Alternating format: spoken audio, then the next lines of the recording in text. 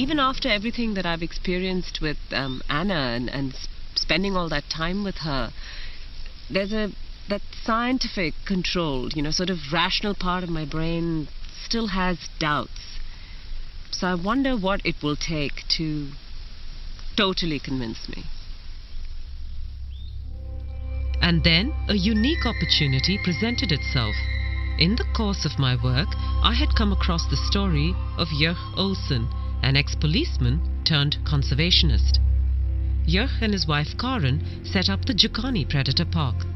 Here, many big cats rescued from bad zoos and canned hunting farms are offered a home and get lifetime care.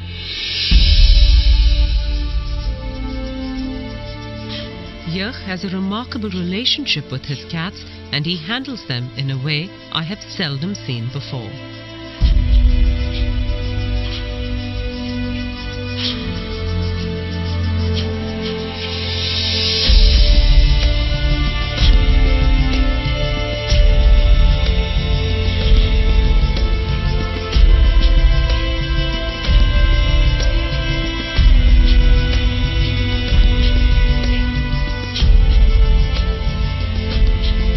But there was one big cat here that he did not know what to do with. This black leopard, called Diablo, had been rescued from a European zoo where he'd been abused. That experience had made him suspicious and vicious. All he did was sit in his night shelter and snarl at anyone who came close to him. 6 months in, and Jurg was at a loss as to how to deal with this cat. That whole atmosphere there was a vibe of aggression and of I hate you and I will kill you. And the one encounter I had with him, he sent me to hospital 1 bite, 1 week. Here, I thought, was the perfect case. If Anna could get this animal to change his behavior and become well adjusted, then I would have no choice but to acknowledge that she was in dialogue with animals. It took me some time, however, to convince Jurg to bring in Anna. He's a dangerous cat. He's very, very dangerous. He's towards me and towards everybody else. In my opinion, the chances of an animal communicator changing that, it'll take a lot to convince me. I honestly do not believe that an animal can talk to a human or communicate with a human. I've had animals my whole life. We give them commands, we give them instructions, and they do it as we habituate them, basically.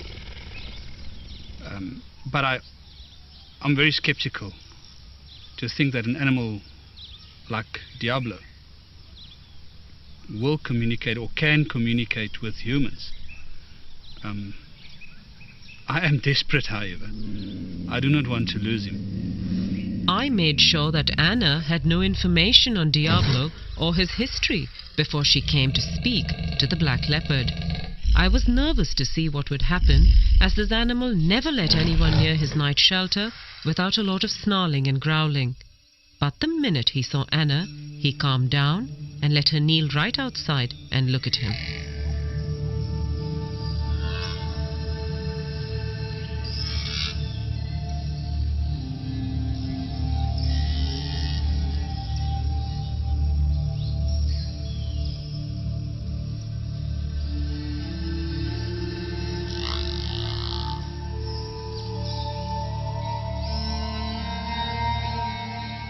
This beautiful black leopard that you've asked us to communicate with is very overawed by his new surroundings, having come from a very cramped and stressful place for him. That this place has been provided for him, but he's been quite conditioned by a very unfortunate past. He doesn't want much to do with humans as a result. He's immensely powerful, and I mean not just physically, which you well know and respect, but he's immensely powerful with a wisdom and an energetic presence and personality that is far bigger than anyone has ever appreciated about him before. And he commands a certain amount of respect for that. Again, not in a needy way, but really just by virtue of who he is as a being. There's a very particular thing about his name, Diablo. He wants that name changed because he doesn't like the associations with it, the blackness, the darkness, the diabolical. And when asking him about his past before coming here, he shows concern for 2 young cubs that were next to him.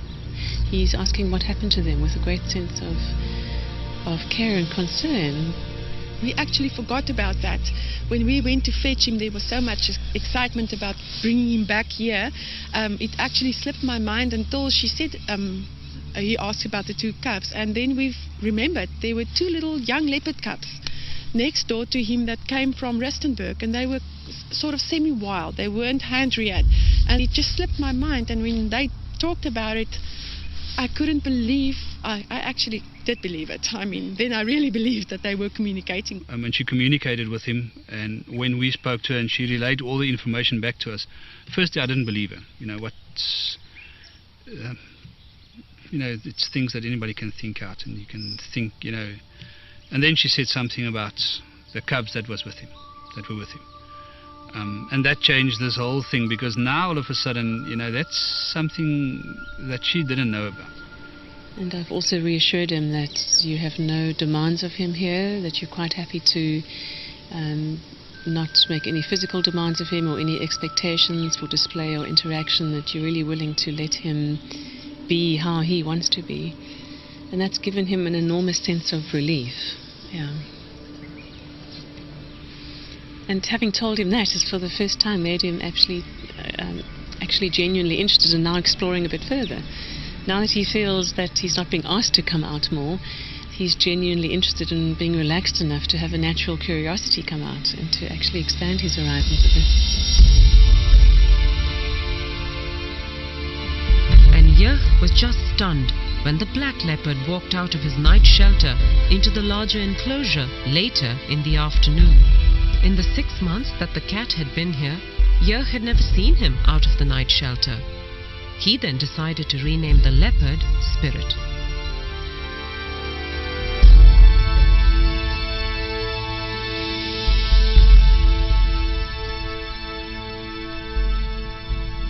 We told him that same afternoon that we're not going to call him Diablo anymore. And we understand and we agree with that the diabolical side of it. That's not what he is to us. And we'd like to change his name to Spirit. As I walked to him, I thought, listen, he asked about the 2 young leopards. And I thought, well, I'm here now, there's nobody else here. I'm not going to look like a fool if he ignores me. I'll tell him what happened to those leopards. And as I called him and I said Spirit, and he was looking at me, he was lying like that, I said, with regard to the 2 little leopards, I just want to assure you and I want to tell you that they're safe. And I couldn't help it. I just said to him, wow, you're beautiful. Beautiful. Oh, that's mooi. That's mooi. And he gave me that, oh. And I thought, what's happening here? And I said to him, you understand what I'm telling you if I say to you that you're the most stunning cat? Oh. And I spoke to him and he answered me about 19 times. And he just sat there and he was totally relaxed. It's the first time since we had him that I felt at ease with him. I felt that he was relaxed and he understood me.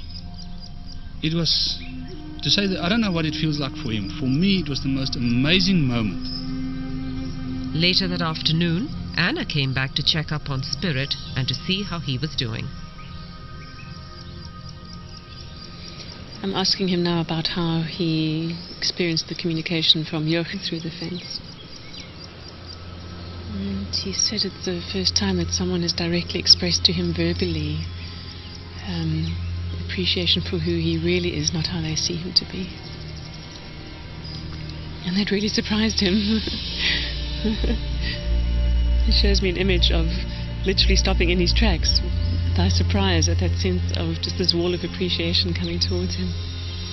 He is so relieved that nothing's being demanded of him here. He's just so relieved. It's like this weight is lifted from his shoulders. And when he was grunting back, he said he was saying thank you for the thank yous. So for each thank you he was getting, he was saying thank you back.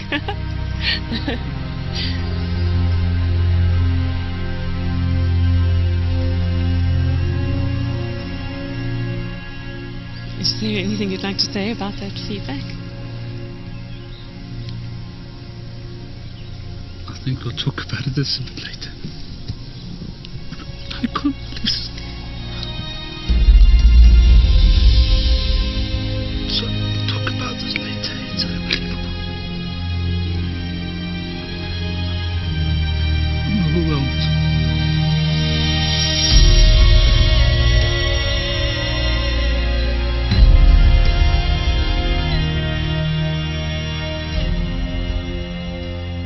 It's two different animals. It's two totally different personalities. We had a snarling cat, angry at everything, upset about being here, hating humans, hating us for having him here, ready to kill in an instant. To this relaxed black leopard that's lying on top of his log in his shelter is this attitude of you recognize me for who I am now. And it's amazing to talk to him and get the talking and get him to talk back to us. Joch and Karen attended Anna's workshop on animal communication and now use it regularly with all their animals. It changed my whole life. And spirit and animal communication has taught me, when I work with my other lions, the reactions you get, the communication you get back, the feelings you get. Sometimes you get lions or Queenie, for instance, that's unhappy with something that happened. And I'm not sitting out there wondering what's wrong with her. She tells me, and I can correct it, and I can make her happy because she is I have to look after her. I've got to make her happy.